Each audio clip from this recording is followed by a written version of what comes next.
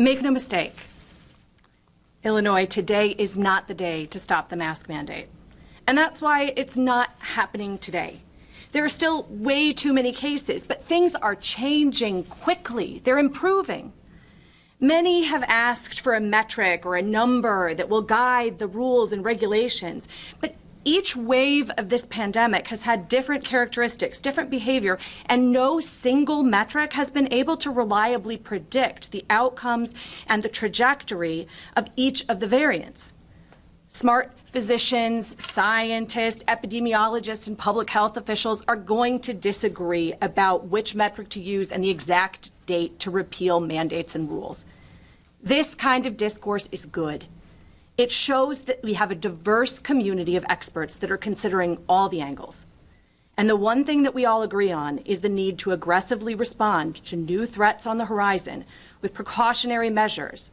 And then once our modelers and epidemiologists are able to reliably predict a trajectory, we have to begin then to shape a strategy for undoing some of those mitigations and mandates.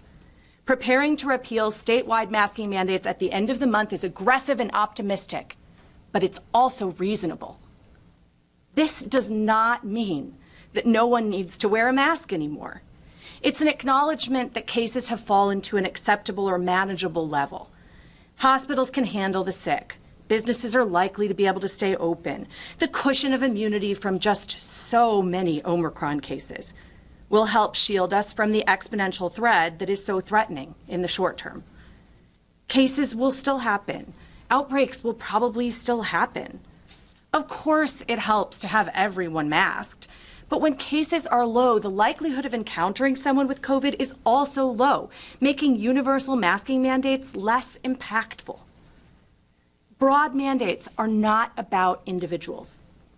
They're put into place to help protect communities, businesses, healthcare access. But no matter when the mandates are repealed, we have to keep our eyes open for those new threats. The subvariant of Omicron BA.2 has been introduced to our community and is on the minds of a lot of people thinking about this, including me. It's more contagious than Omicron, but not materially different in terms of vaccine effectiveness or severity of illness. It has the potential to maybe slow down the trajectory of our recovery, but there is plenty of data from other places that are already battling BA.2 that show that even as it replaces Omicron, the original, it's unlikely to change the overall trajectory forward.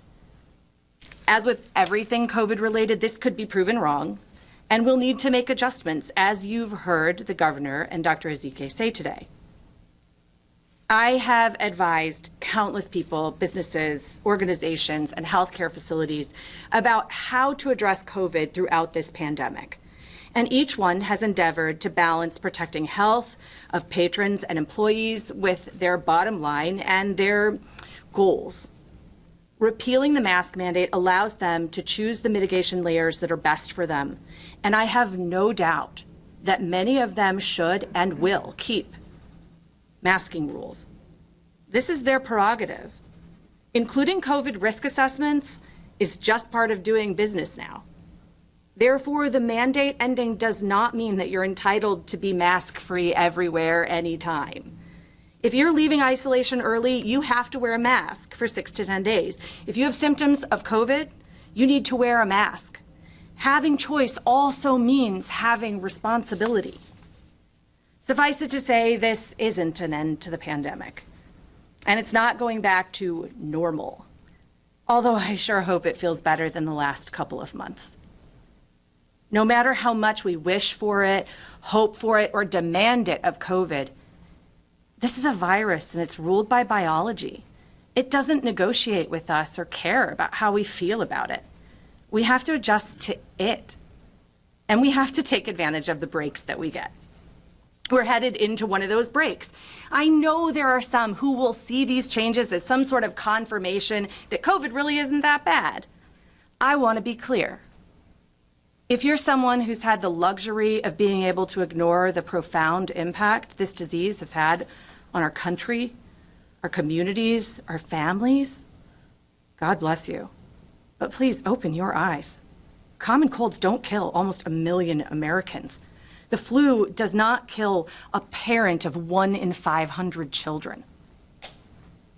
If you find yourself sweeping away the news of a COVID-related death because that person had underlying medical conditions, ask your doctor what your chart says about you.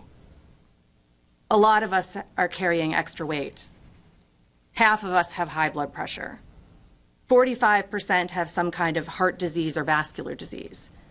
10% have diabetes. 11 million now have long COVID, 440,000 in Illinois. And about 5% are immunocompromised, including me. It doesn't matter whether people die with COVID or of COVID, if they die because of COVID. There's good reason to still want to protect yourself and others from COVID. Immunocompromised people like me will still need to wear high-quality masks and take extra precautions. We're safer if we keep our distance from unmasked people and limit our social circles to vaccinated friends and family. It's not ideal, but it's the reality. With new medications becoming more available, and we have options for treatment that could help make up for some of the protection that we lose from the mask mandate. Many people are going to feel more vulnerable without the mask mandate in place. Families with kids too young to be vaccinated. Even healthy people who live with or have close contact with people who are higher risk. Elderly people, maybe all of us at one time or another. Please, be understanding and respectful when someone's wearing a mask or asks for a little space, doesn't want to attend an event, or wants you to make some sort of accommodation.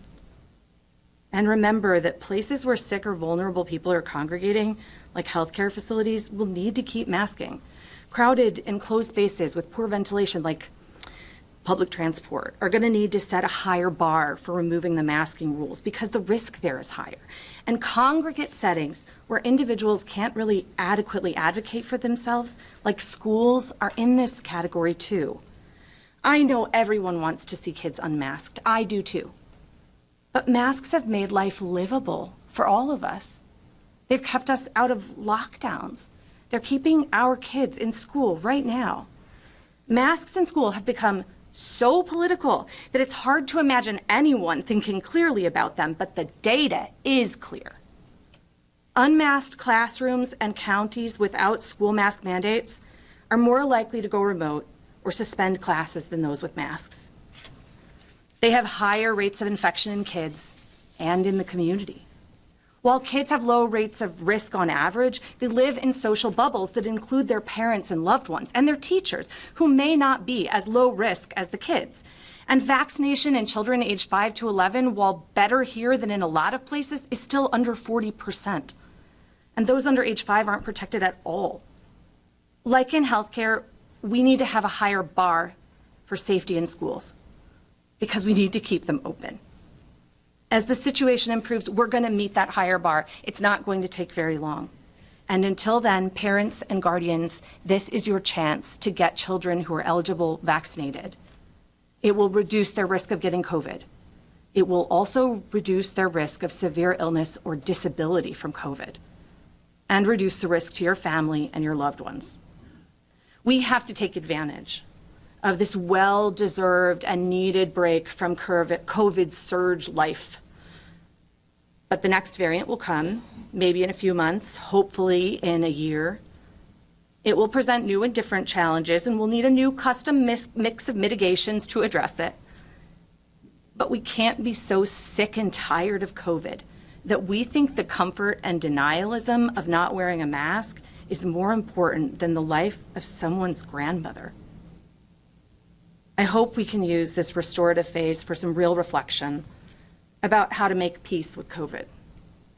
We can all use a little distance from the surging cases, the bad news, the disappointment, and the missed opportunities. Hopefully this time will allow us to be able to see COVID a little more clearly in the context of our future, because that will make the next wave easier on all of us.